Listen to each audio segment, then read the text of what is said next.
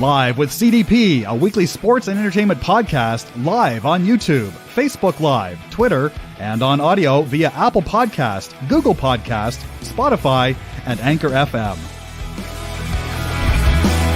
Now here's your host, Chris Palme.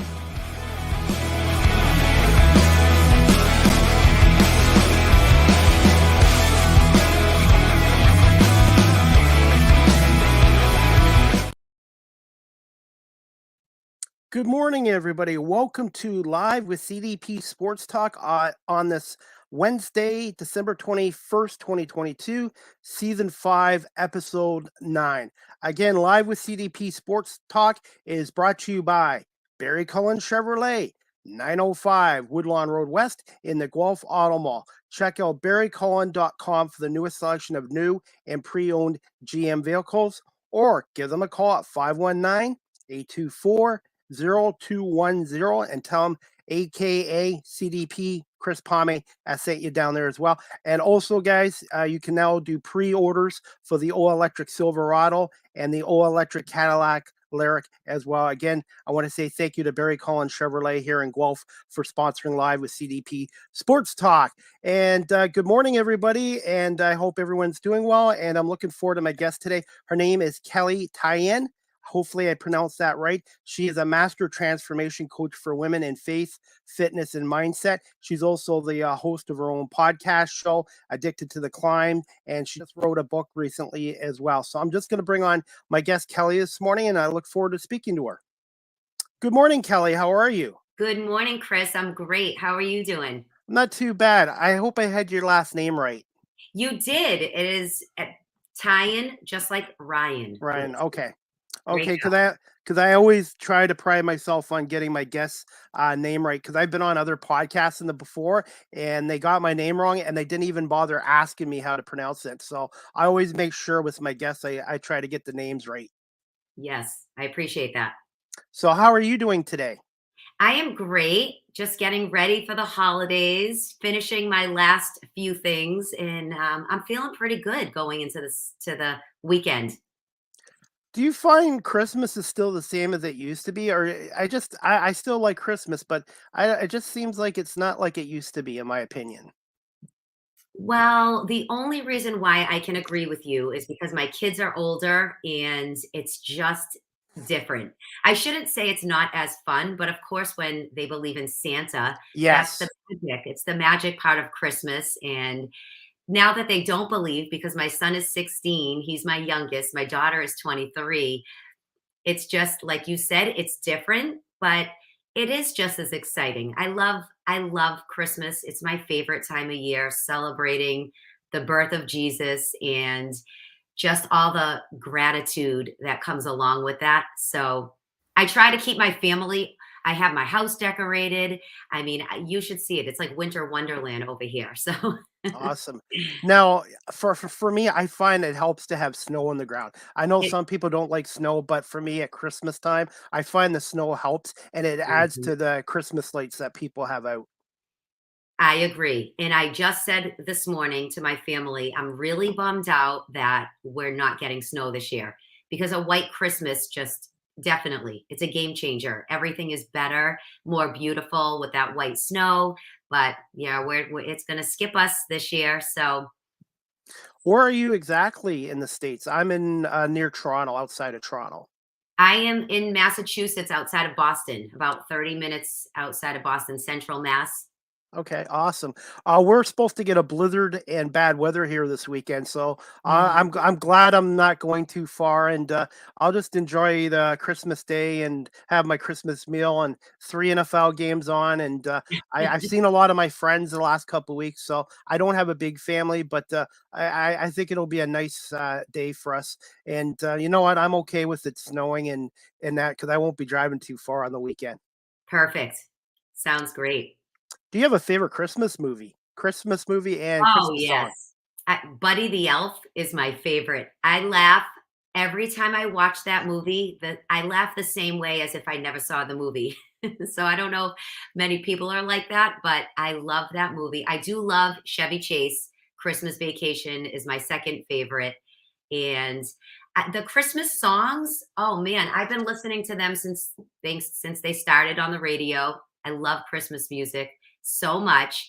I really always go back to the Mariah Carey Christmas album. Yeah. That's a staple here, but I really love all the songs. I love Last Christmas. That's probably my favorite.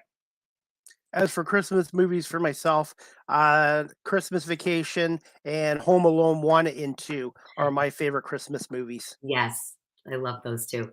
Definitely. And as for Christmas music, I don't have a particular favorite. There are some that I like more than others, but like I said, I think the closer it gets to Christmas, I'll probably get more in the spirit. And one thing too, Kelly, I wanted to talk to you about what I love like about the Christmas aspect. There are some negatives to it, but it is when people are giving back and doing kind acts. And Mm, for me, that's what Christmas should be: is yes. giving back and doing nice things for other people.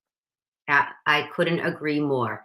That's what I try to teach my children, that it's not about getting, it's really about giving. And actually, every year I take one of my kids, whoever is around, and I try to grab a few of those Visa gift cards and just hand them to a cashier, hand them to the person doing my groceries. That's the best part of Christmas. It's so the gratitude I have to do that and seeing them take the gift. It's just an amazing transaction that happens, and there's nothing better than giving. So I agree. Personally, I'm very lucky and fortunate, and for me, I feel better about Christmas when I'm doing giving to the Salvation Army, the local Yes, food bank, yes, and the people who really need something for Christmas. So for to me, I prefer to give than to get for Christmas or to receive. That's yes. how I should have said it. Yes. Agreed. Okay. Kelly, I was going to say, first question I wanted to ask you, can you tell my audience here in the Toronto area just a little bit about yourself? And when did you decide to become a master transformation coach for women in face, fitness, and mindset? Sure. So I started in 2008. I opened up a boot camp business because I wanted to just work out with women and make them feel good in their bodies. And it was an amazing experience. I had hundreds of women come through my fitness classes. And as my business evolved, I noticed they needed more than just a workout. So I went and got certified as a nutritionist, teaching them how to take care of their bodies from the inside out, which is more important, and how to be healthy in that way. And I really just noticed after that that they were working out, doing their workouts religiously. They were eating pretty good, but they were lacking something, and that was their thinking, their thoughts about themselves.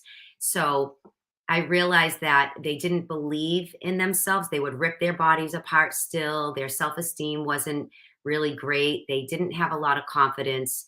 And that's where I really wanted to focus in on mindset work with them.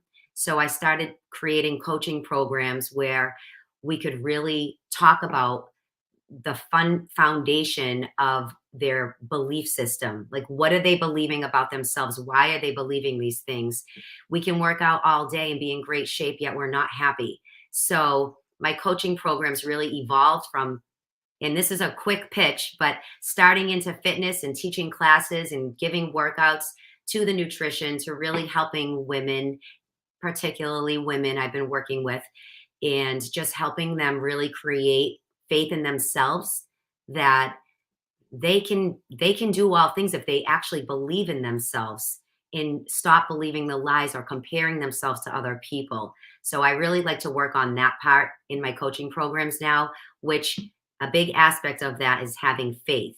So I am faith based, and that is the foundation of my business, of my book, and my podcast. And my brand is called now Addicted to the Climb. And Addicted to the Climb, I really want to create a movement for people to partner up with God so they can climb higher in their life, in their health, in all areas, because it's very hard to do life alone. You can be married, you can have a million friends, but when you lay your head down at night, it's you and your thoughts. So I try to teach and enforce, if you have a strong faith, you can go further. And so that's really what my coaching right now revolves around. When you first started up your business, Kelly, were there some challenges to get to starting up a business? Like I'm sort of doing with my own podcast and media work. Definitely. There's always challenges. And for me, I'm going to tell you one big challenge that I went through. When I decided to start my boot camp business, a month, 2 months before I opened the doors, I was diagnosed with breast cancer. So that was a big challenge for me because I had to make a choice. Am I either going to keep going or am I going to sit in my pity party and go through, the negative thinking that the cancer was trying to talk to me? And so that was very challenging, but I did make a decision to keep going. And of course, many other challenges. You don't know who's going to show up. You don't know if they're going to like your program. You go through all those thoughts, but I say, without a challenge, you're not going to change, you're not going to grow. And you have to, if you believe in your product, what you're doing, that's all you need for that green light to just say go and bet on yourself and take the steps you need to take and block out all the rest of the noise because we can, be challenged every single moment in our business. I mean, even when I was writing my book, I was like, who's going to buy my book? Are they even going to like it? If I really stop and focused on those thoughts, I probably wouldn't have my book out today. But you have to really block that noise, zone in on what your end goal is, and just keep going no matter what obstacles happen. We're always going to have challenges. We're always going to have setbacks. There's always going to be naysayers or people saying, why are you doing that? No one cares. But it's all about your belief system. If you believe you can, then you will.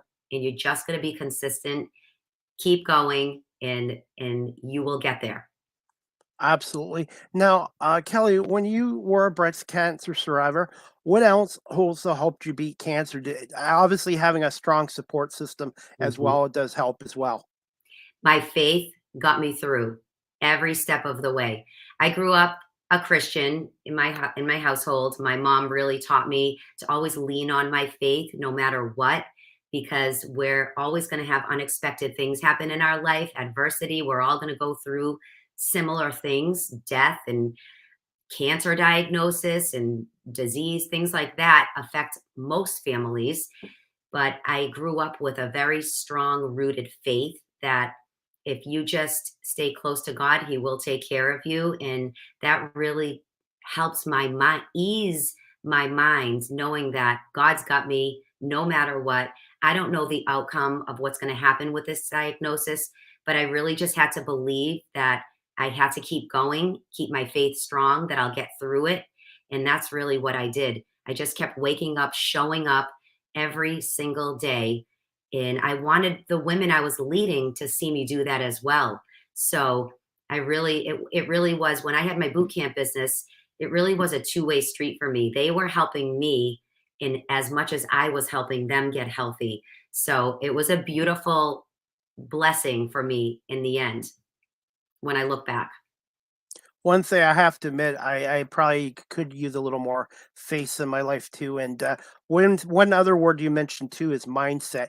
Your mindset or your mind is very powerful, and it can stop you before you start a career before anyone else can. So and they am blocking out noise as well because Mhm. I've had a lot of support, Kelley, but I've also heard a lot of noise and people that are non-believers and naysayers. And you know what?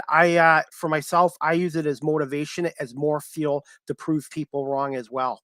I love that. And I agree because, we are powered by our thoughts every single moment. I think there's 80,000 thoughts that we all think a day. That's, that's a lot of thinking. And if our minds are so cluttered with things that aren't serving us, or we're tuning into the wrong things that aren't fueling our spirit, fueling our minds, we're gonna go down. Honestly, like I don't even know how else to put that. We'll go down. We'll stay in a pity party. We won't have belief in ourselves. That's why our faith has to be so strong, our foundation of faith. And listen, I've been walking with God for a long time, but it doesn't matter it doesn't matter how long that you've been walking with God. It's your belief that He will help you to that next level. He will hold your hand while you walk through your journey in life. And that's all you need. In the Bible, it says, if you have faith as small as a mustard seed, God will get you through. So that's all you need, is a little bit of faith, because our thoughts can take us down if we allow them to. So every moment we have decisions to make. Am I going to listen to these thoughts? I always say we have two angels on both shoulders, the good one and the bad one. One is always trying to take us down, talk negative, tear us apart.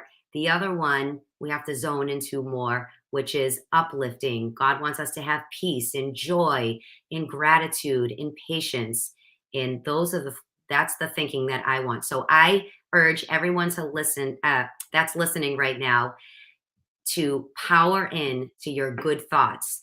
And you know, Chris, because I've said this before, I feel we actually have a plug, and we're either plugged into the good or we plug ourselves into the bad. You have to choose. And that's how you'll grow and feel empowered every single day, if you plug yourself into positive thinking, listening to positive podcasts, watching more positive shows on TV. Everything we take in comes out in some way. So we have to be aware of that. Surround yourself with positive people as well, Yeah. and that includes family members as well. And I'll be honest, Kelley, for a long time, my other career, I'm not going to mention the name of the company. I've moved on from them, but it was a toxic environment. And Mhm. right now, I'm making a little bit of less money than I was before, but I'm actually a happier person. And doing this podcast show, which was a kind of a fluke thing a couple of years ago, I was at the right place at the right time, has really changed my life. And I love sharing my stories and hearing my guest stories, and it's really changed my life. And one of my viewers is watching, Edward Ford, who I've had him on my show. He just wrote in, "I agree 1000%. Sometimes we go through different challenges than others, but it's still a challenge." It is still a challenge, Edward. But our mind, we have to treat our minds like our muscles. We have to work on our mindset every single day, like we would work on our bodies in the gym. If we want to have a strong, healthy mindset, we have to put the work in every single day to make that happen. Or else, like we said, other things will take over.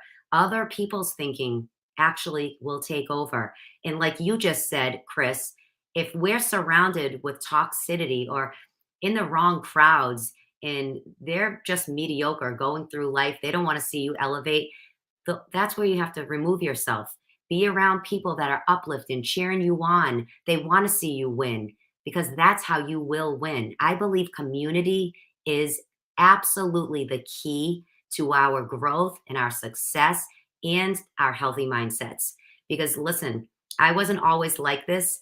I did things alone for a long time and I didn't go anywhere. I felt very lonely. I didn't feel as fulfilled until I made a decision.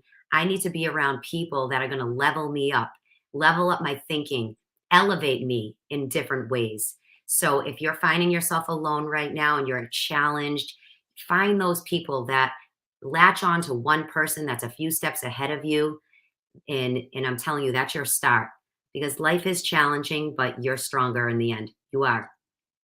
Absolutely. And the last couple of years, I've met so many positive, supportive people. What I'm doing, I've had guests on I didn't think would ever give me the time of day. And I'm taking more chances and risks and learning more things the last 3 years, Kelley, than I did the last 25, 30 years. When I was younger, I was just kind of scared to do anything different and just be content with what I'm doing. And Mhm. and I love learning new things and meeting new people, and being around positive people as well. And Edwards just commented again, and that's why I wear and who I work with. And yeah, that's true too. Where you work is important as well. Mhm. To surround yourself with people that are positive and stuff, because like I said, toxic environment really can affect you mentally and also physically. And I probably put on weight from it as well, from the stress. Mhm. Absolutely. Stress can do numbers on your body and on your mind. So I agree. We have to remove ourselves. It really takes work. You have to become aware of your surrounding. I think, like what you said, people just go through life in mundane lives and their day to day things. They don't change things. We get very comfortable living comfortable. But I say, Take in discomfort as your friend, not your enemy. Don't fight against being uncomfortable. You don't know what's on the other side. It's just the same for me. If I didn't take a chance and start my podcast, which I was scared. I'm not going to say I wasn't. My voice was shaking in my first podcast episode, or Wow. even my first 10 episodes. I didn't know who was going to listen. I didn't even know really how I was going to get this out to the world, but I knew that I had a message that, just like you, I wanted to meet people. I wanted to hear their conversations. I wanted to hear how others are elevating their own lives so I could then take that information for myself and learn from them and take those steps that they're doing. Because you know what I say? Why not me? If other people are doing great and big things in life, we're no different. We're all born with greatness. We are all born to thrive, not just survive. But we need to believe it. We need to have big, bold faith, and we need to believe in ourselves that we can do what other people are doing instead of comparing ourselves, saying, well, they have that, they have more friends, and they have this. That's not true. That's a story we tell ourselves because I told myself the same story until I stopped, made a decision. I'm going to go for it. I'm going to bet on myself. I'm going to write the book. I'm going to take the next step. I'm going to step out of my comfort zone. That's when things started happening for me. So we really need to be aware of all that stuff in order to move forward and go higher in life. Well said, Kelly. I couldn't say any better. And I'm hoping one day maybe to even write a book from being a security guard for 24 years into being a radio personality. And I also want to write a story about being 50 is not a liability. It's actually an asset with my life experience Yes. and the skills and stuff like that as well. Yes, that is so true. I'm almost 50. And you know what? I feel so I haven't felt this confident and so because of just what you said. We have so much more wisdom than we had when we were 30. We have so many more life experiences. And that's a beautiful thing. Being 50, we're just getting going. I feel like I'm just starting and I'm excited about what's next, the next chapter. There's no slowing down here, over here.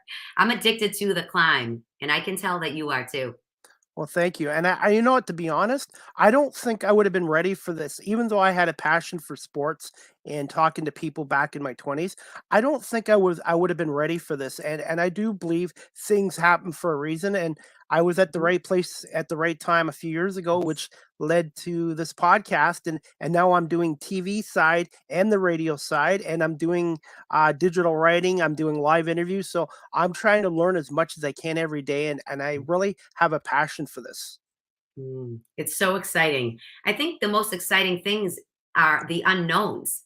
I mean, my mindset has changed drastically. I always wanted to know what's going to happen, what's the outcome, what am I getting myself into? Now, I always say my joy is found in the journey of what I'm doing because I don't know the outcome. I don't know how it's going to go, but if I fall, if I fail, the only thing I do know is I'm going to pick myself back up and try again. And that's really all we can do.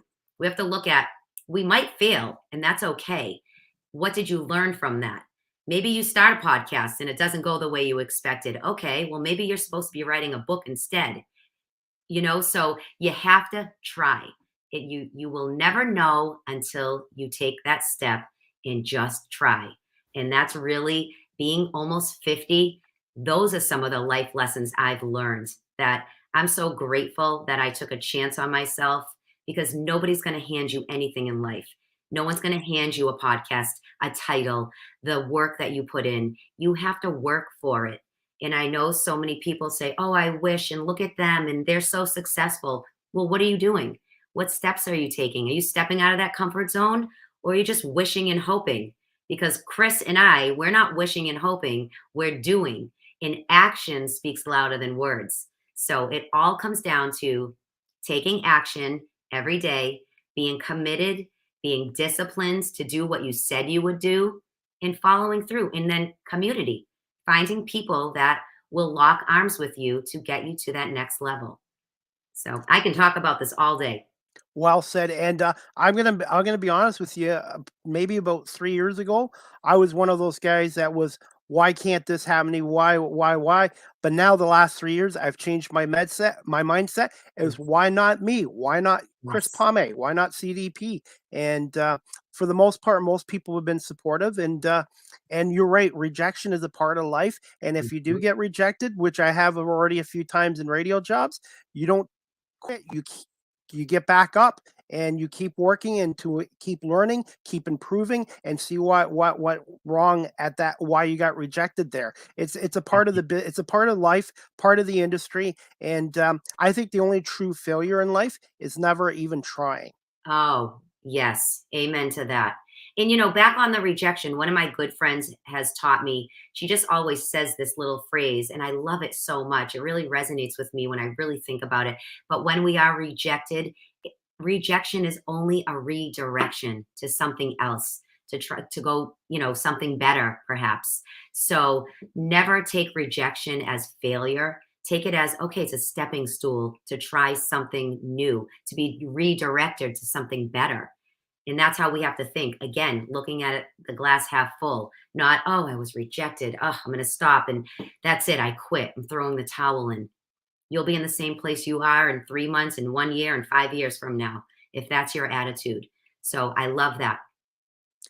Edward Ford, who's one of my friends, and he's also a news producer in Hartford, he just wrote, when I took my first job out of college, I was scared too. I had no idea if I'd make it. Then I found out the culture was negative. I made a change and moved to another news station. And then I got a dozen other offers from bigger and higher news markets, including New York City and Washington, D.C. Wow. Amazing. Congratulations. See, it all comes down to knowing something's not right. He said, I knew the culture was negative, and I think a lot of people would stay in that spot. They do because I they was guilty of it. I was you were. guilty of it. Yeah, for Yes, many and years. a lot of us do that because again, it's comfortable. We have a job. Why would we leave? I mean, it's a big challenge to step out. You're fearful. We all have fear, but then he took the chance on himself and look at how the outcome was. So much better. I try to tell my coaching clients, if you feel stuck, if your life is just stagnant, that means you got to move. You have to do something, take some kind of action. We can't run the crazy cycle over and over and over. You're going to, first of all, feel exhausted and frustrated and stressed out. And that's not what God wants for us. He wants us to thrive and live an abundant life, in a fulfilling life. So if we're not betting on ourselves, taking chances, we won't see those options. So congratulations, Edward. Awesome. And he was just wrote again, falling down and not getting back up is the devil winning, and I refuse to let that happen. And I think we've all, in some point in our lives, including me, recently have fallen down, but you have to get back up. Mhm, And that's the way you have to do it in life. mhm. You got to get back up. You can't just stay down. Exactly. Exactly. Okay. Are you still good? Are you still good for a little bit more time, Kelly? I am. Okay. Where did you attend school, and did you have any mentor or mentors when you were in school, or now in the last 15 years starting your own business up? So I love this question because my biggest mentor in my life was my mother from birth. I'm an only child. She taught me everything I needed to know, from relationships, friendships, marriage, real life lessons that I cherish to this day. I lost her 5 years ago, but I'm sorry. thank you. But what a mentor she was. She really made an imprint on my life, on my heart. Everything, the woman I am today was because of all the things she taught me and the way she led by example. She was just such a faithful woman, yet she struggled with rheumatoid arthritis from her head to her toes. So she was pretty much crippled, but she always had a smile on her face. She never backed down. She was ready to go every single day. And it just taught me, that's where I learned that giving up is never an option. So I didn't necessarily have a college mentor. I did go to school at UMass Amherst. I studied early childhood and Spanish. I went to Spain. I wanted to learn the language, but my mom was truly my mentor that really was the foundation for everything in my life. And now in my business, over the last few years, I do have coaches and mentors. I am in an elite mentorship program right now for 9 months. So I believe in having a coach no matter what, because there are things we don't know on our own, or we need, again, to be with people that are a few steps ahead of us so we can lock arms with them, so we can learn from them. Having a coach and a mentor can get you to your goal faster than if you try to do it alone. That's something I know firsthand because I was stuck in my business thinking I can do everything. I'm going to do it all myself. I don't need anybody. And guess what? My business didn't grow for like 3 to 5 years. I was in the same place. I was happy, but it wasn't growing like other people's businesses until I hired a coach, until I got a mentor. That's when everything changed for me. So I truly am so passionate about that. I love having a mentor. That's why I usually ask this with my guests most of the time as well, because I think it is important. And I don't technically have a mentor right now, but I've had people in the sports industry, broadcasting industry, give me some advice or Mhm. tips, and I've used that to try to improve my show. When I first started this, Kelly, I wasn't very good. I couldn't get guests on, and people thought I should give up, and I never did. Guys gave me some advice. I started getting one guest on, and then it led to a whole bunch. And then I scripted everything when I first started this as well. And one of the guys from the Toronto Raptors, Eric Smith, told me, he goes, "Talk to me like you're at an arena or at a coffee shop, because it's okay to write things down for your podcast, but when you're talking to your guests, natural conversation makes for even a better podcast show as well."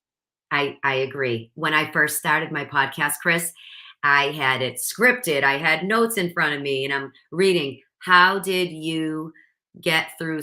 It was like, because you're nervous, you're starting something new. And I agree. Oh, I've been podcasting now for a few years and I love just having real conversations with people. So it just flows better. I think scripted is just, it's not real. And you want your shows to be real conversations. That's why you bring guests on like this. So I love that. But we all make the same mistakes. We all start somewhere, and that's okay. Yes, you have to start somewhere, and Right. reps too. It's like anything in life. The more you do something, the more you improve. It's like Yes. with camera work. I had never done camera work on TV before, and in a couple years, I have gone from doing camera work, and now they have me doing graphics and doing replay. And what I love about the broadcasting media industry as well, there's always something new to learn every day, and I loved to learn. I do too. I love to learn. And that's why you're successful because you're constantly learning. I love that. And meeting new people every day as well. Like I said, this podcast show, I've made a lot of new connections, Kelly, but I've also made some new friendships as well. Mhm. The same for me. That's what I'm saying. If you find yourself alone or you're like, well, Kelly, I don't have a group of people I can rely on. You have to go out and find them. There's Facebook groups. You can reach out to people. That when I started, I was afraid in the beginning, I will admit, to reach out to people because I'm like, why are they going to talk to me? They don't know me. But the more I did it, I just stepped out. I stepped in faith and not fear because I had a goal in mind. I wanted to have a podcast. I wanted to have a successful podcast and bring on some good people. So you just have to step out, ask for what you want. That's my that's my Yep. biggest tip. Ask for what you want. If you don't go after it, somebody else will and you'll be stuck. So just go for it. Just like you, Chris. I mean, you asked me and we met on LinkedIn. So, Yes. and I said yes right away because I love building relationships. I love meeting new people as well. That's why we're on social media, right? It should be why we're on, not just to boast about ourselves or to talk about all the things we're doing. I feel like social media should be a social place for people to build community, and that's really why I love LinkedIn so much. It's building relationships and meeting people to see what you have in common. What can we do? How can we support each other? Right? And like we spoke before we went live, everyone always talks about the negative aspects of social media and technology. But if you use it properly, like a right tool, like a good proper tool, it is a good tool. It's not always negative. Everybody always, I find, still focuses on too much negative, but this technology has changed. It's changed my life. It's changed your life, and Mhm. I've even had guests on from Australia, 10,000 miles away, and it's Right. just amazing. So the internet has its negatives, but there are a lot of positives as well. Yes. Agree. Agree. And we have to use it for positive. Absolutely. Just a couple more questions I wanted to ask you, Kelly. This one I had to ask you. What was the process like of writing your first book, Addicted to the Climb? And yeah, I guess I already answered the other part of this question. I should have reworded it. But what was the process like of writing your own book, Addicted to the Climb, and how satisfying was it when you saw it published? Oh my gosh, incredible. So the process took me about 2 years, maybe a little more, because my book is really about 30 personal stories I wrote just to help people strengthen them with courage and hope and faith that if I can get through the things I've gotten through, they can too. We have to keep climbing no matter what. So I really just wanted to share my stories. And with the process of writing, I would just sit down and write from my heart. And it took me a little longer because there were days I didn't feel like I wasn't structured. I know some people can write a book in 4 to 5 months, but I took my time. I wanted my stories to be the right stories. And I just said to myself, I'm writing my book for my family, my 2 kids, and my husband. That's it. I didn't think about anything else. I didn't really put my thoughts into who's going to buy my book. Of course, that ran through my mind, but I really wrote my book to share with my family. And I think if you're passionate about sharing something, because stories, we all need stories so we can relate to one another and say, wow, she got through that or he got through that. Wow, look at the life his journey through life. If he's here and started here, I can do the same thing then. And that's really what my book is all about. And so I was really fired up every time I wrote my stories. And then I just put it all together. And it was the most incredible experience having my first copy in my hand. It really, you want to know something funny? I never was a writer. So actually, I'm going to tell you a little secret. I didn't even like to, how you write papers in college. I used to have my friends write my papers because I hated writing. I hated writing all the way up until probably a couple of years before I wrote my book. And so for me to have this book is truly an accomplishment because I didn't even know I had that in me, but I just started and I got so excited about the stories that I was going to share. So I kept going and going and I was so passionate about it, but it was tough in the beginning and then you get into your groove and you know that I just know for me when I say I'm going to do something, I do want to follow through and finish no matter what. So as messy as I took messy action, and that's my advice to you, Chris, if you're going to write a book, don't feel everything has to be perfect because it doesn't. I have I don't even know how many errors are in my book, but there are, and I'm okay with it because it's done. I always say done is better than not done in wishing it was done. So get it done, Chris. I'll be waiting to hear if you write your book. And I can relate to you as well. When I was in high school and college, I hated writing. I wasn't very good at it. But since I've started a career in media and started doing podcasting and doing camera work, I decided I'm going to start doing digital stories from sporting events I cover. And now the more I write, the more comfortable I feel, and I think I am more improving it. And I think the Mhm. more you can do as well is the more it makes you more valuable as a asset if I want to get into the radio industry or even make this into a full-time business for myself. I agree. And like you said, you keep saying the word repetition. And honestly, the more you do something, exactly, the better you will get at it.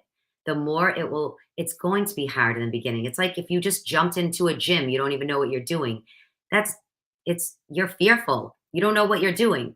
But the more you go to the gym, you learn a few machines, just like you open the notebook, you start writing. It might not be perfect, but the more you do it, you will get better.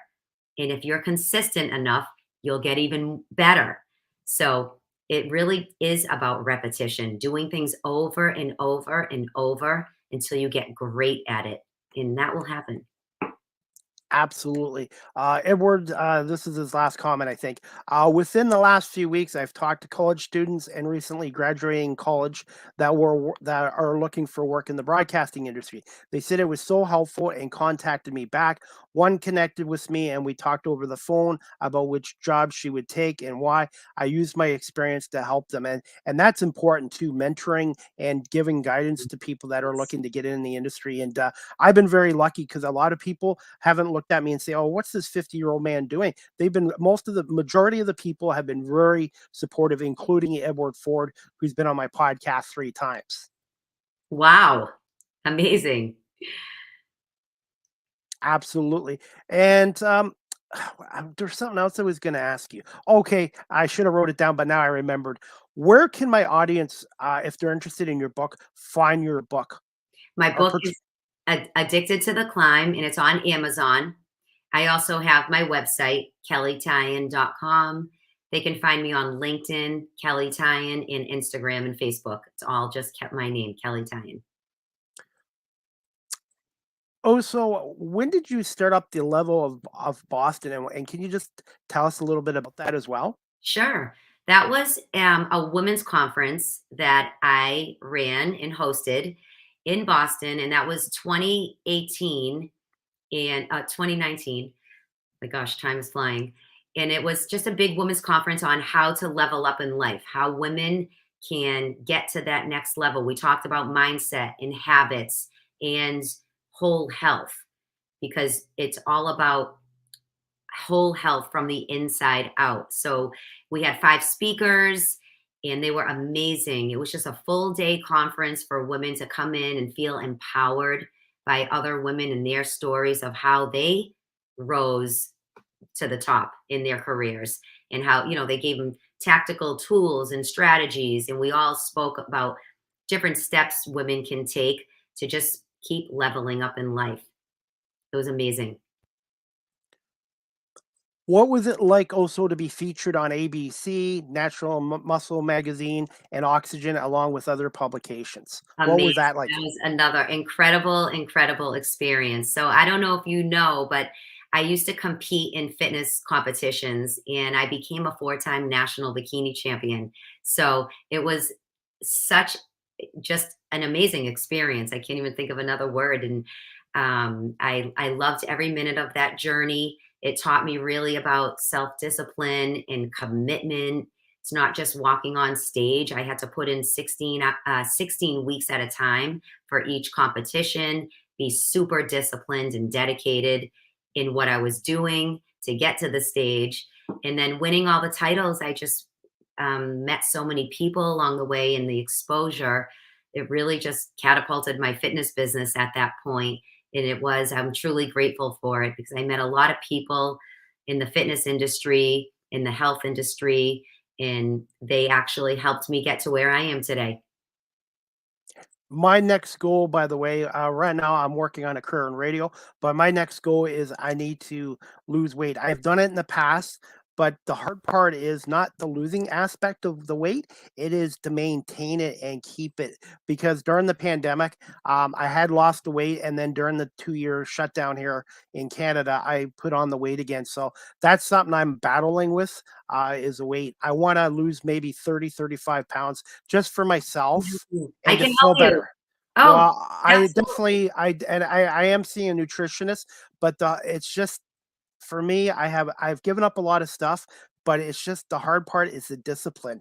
Mhm. Discipline to stay focused every day because it's an everyday battle with weight loss. Mhm. And, you really have to want it more than you fear it. And don't be afraid of going on a plan that's going to get you to where you need to be, but you have to really want it. So you got to start when you're really ready.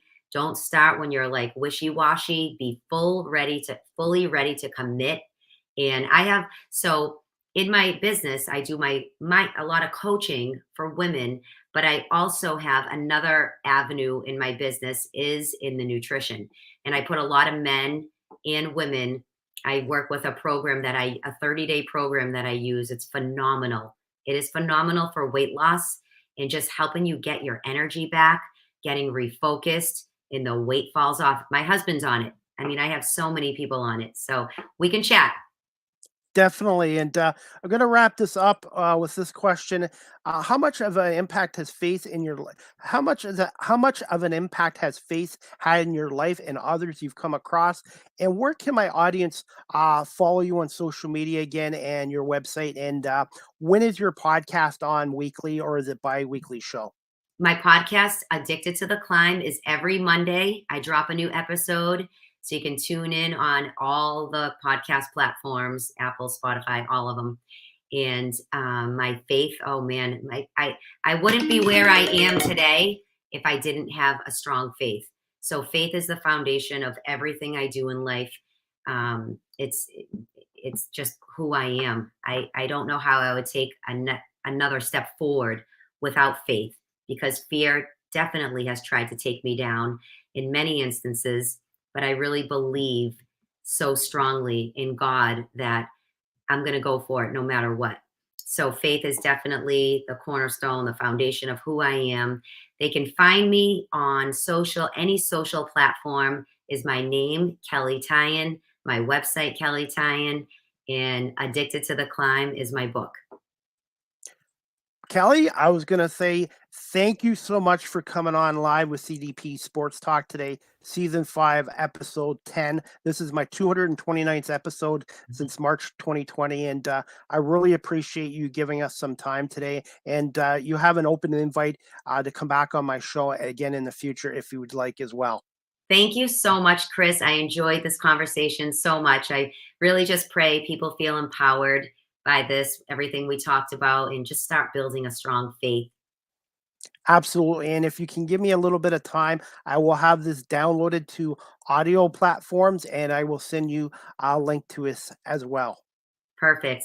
Thank you. Have a great day, Kelley. I want to wish you Merry Christmas Yes. and a Happy New Year. And we'll definitely continue to keep in touch with you on LinkedIn and social media platforms as well. Thank you so much. Merry Christmas, everyone. Thank you, Chris. Thank you, Kelley. Have a great day. Have a great day. You too. Bye. Bye. All right, guys. I hope you enjoyed my podcast today. Season 5, episode 10 with Kelley Tyan. She is a master transformation coach for women in faith, fitness, and mindset. And she's also the author of the book called The Addictive to Climb, which is available on Amazon. And she is also the host of her own weekly podcast show, Addicted to the Climb, as well. Before we wrap up this podcast show, guys, I just have a little bit of news here, and I'm going to put it on here just 1 second. It's kind of some sad news, but I just want to put it on here. I hope everyone is doing well, and just bear with me, guys. I have so much graphics on here, but just 1 second. I'm just going to put on the picture too for this, but it's sad news. I'd like to do a moment of silence for Barry Cullen, who passed away recently at the age of 87. Barry Cullen was the owner and founder of Barry Cullen Chevrolet here in Guelph since 1969. And Barry Cullen was also a former NHL player with Toronto Maple Leafs from 55 to 59 and with the Detroit Red Wings from 59 to 60. And he also spent 3 years in the American Hockey League with the Buffalo Bisons. Again, rest in peace to Barry Cullen, and my deepest sympathies to the Cullen family and to the Barry Cullen Chevrolet dealership here in Guelph.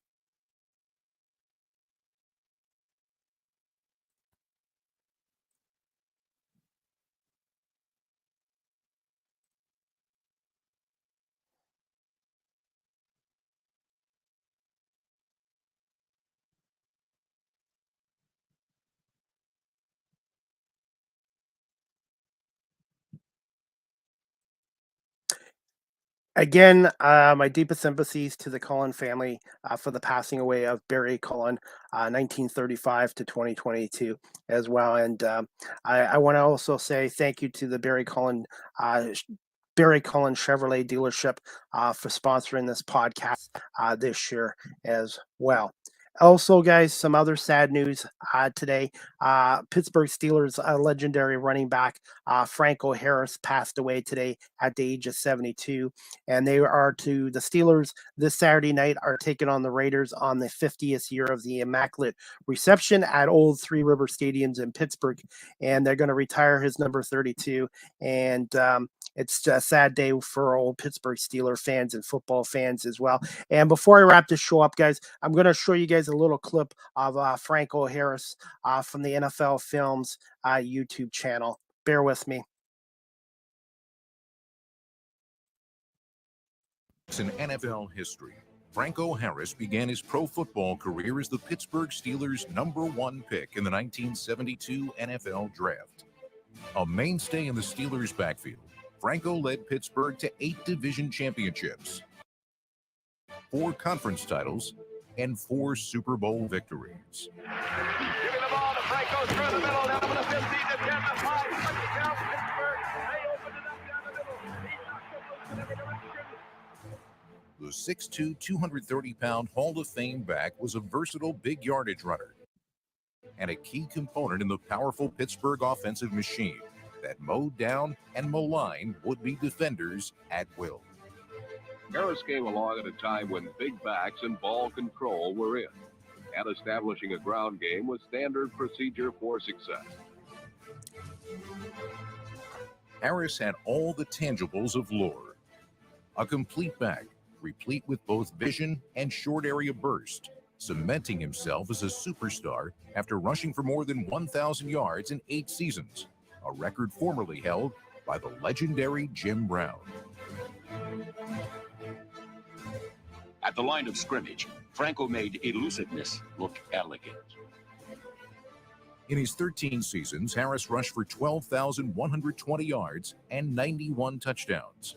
His career rushing total ranked as the 3rd highest mark in pro football history at the time of his retirement.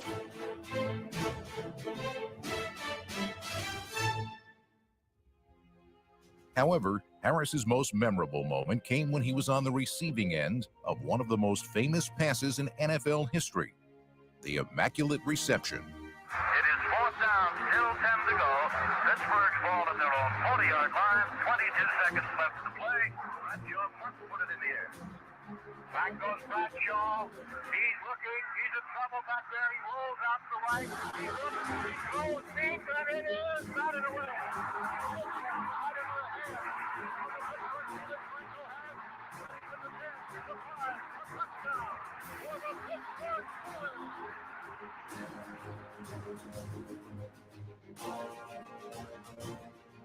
The iconic play gave the Steelers their first ever playoff win and acted as the Big Bang catalyst that transformed Pittsburgh into an NFL dynasty. From the time Bradshaw threw the ball, everything is just a blur. Before I knew it, I'm up and running. Franco really showed us that we could win, because before Franco, we did not win.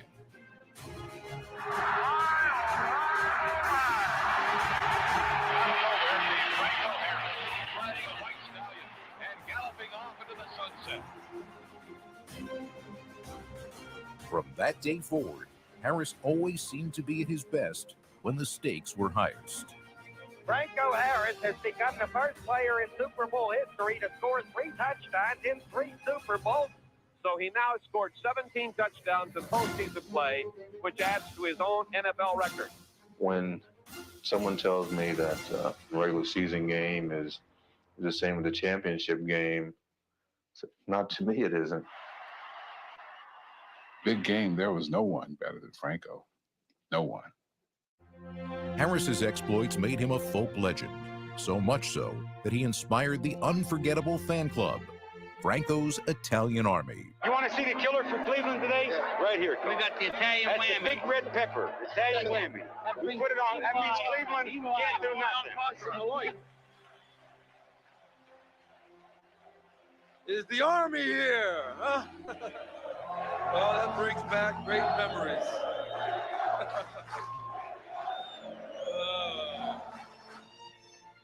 Franco was such a beloved figure that a permanent statue of him was erected next to George Washington at the Pittsburgh National Airport.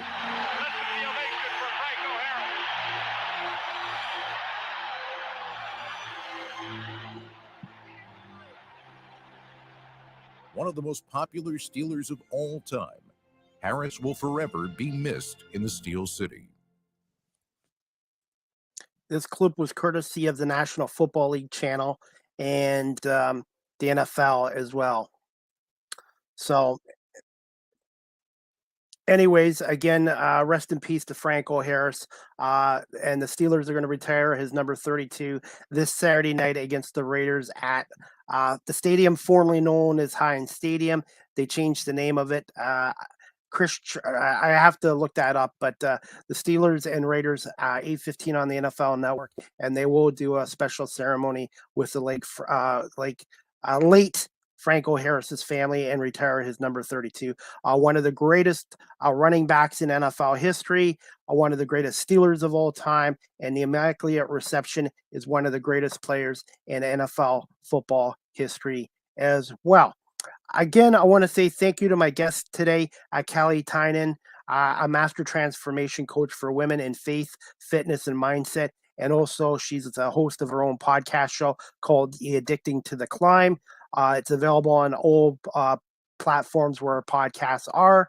And she's also the author of her new book called The Addicted to the Climb, which is available on Amazon or on her website, KelleyTyan.com as well. I hope you guys can tune in to my next show. Next Live with CDP Sports Talk is today at 1. I'll reword this again. The next Live with CDP Sports Talk is going to be this afternoon, Wednesday, December 21st at 1:45 p.m. with Tom Burgoyne. He's the best friend of the Philly Fanatic, and he's been playing that character for 34. This is going to be a 35th season this year. So I'm looking forward to speaking to Tom about his career as a Philly Fanatic and also being a part of the Philadelphia Phillies organization since 1989. So I hope you guys can tune in this afternoon, 1:45 with my guest, Tom Burgoyne, the best friend of the Philly Fanatic. And we're going to talk about the Philly Fanatic. And we're going to talk about Philadelphia Phillies and some of his memories of Veterans Stadium, Citizens Bank Park, and also of the late Harry Karras and Richie Ashburn, and also the longtime public address announcer for the Phillies, Dan Baker, since 1972, and also about that Phillies team this year that went on the magical playoff run to the World Series where they lost to the Astros in 6 games. So please check out my show with Tom this afternoon at 1:45 here live on YouTube, Facebook, Twitter, LinkedIn, and Twitch. And I want to say thank you to everybody watching this podcast show live or on my audio platforms as well. I'm just going to put that on right here, and then we'll wrap this up. Live with CDP podcast, the audio version is always downloaded to iHeartRadio, Amazon Music, Google Podcasts, Anchor FM, Apple Podcasts, Breaker, Pocket Cast, Radio Public, Spotify, Castbox, LinkedIn, Stitcher, Tuned In, and Podbean as well. Again, I want to say thank you to Kelley Tyan for coming on live with CDP Sports Talk. Again, brought to you by Barry Cullen Chevrolet, 905 Woodlawn Road West in the Guelph Auto Mall. Check out barrycullen.com for the newest selection of new and pre-owned GM vehicles as well, or give them a call, 519-824-0210 as well. That's about it, guys. I thank you again to Kelley for coming on and everyone for watching and listening to this podcast show. And I will download this podcast show the audio version later on this afternoon as well. So please tune in to my next show at 1:45 today with Tom Burgoyne, the best friend of the Philly Fanatic. And I'm really looking forward to talking to one of the world's most famous mascots as well. So have a great afternoon, everybody. And we'll see you guys in about an hour and 15 minutes with Tom Burgoyne, the Philly Fanatic. Again, thank you to Kelley Tyan for coming on live with CDP Podcast. Talk to you guys soon.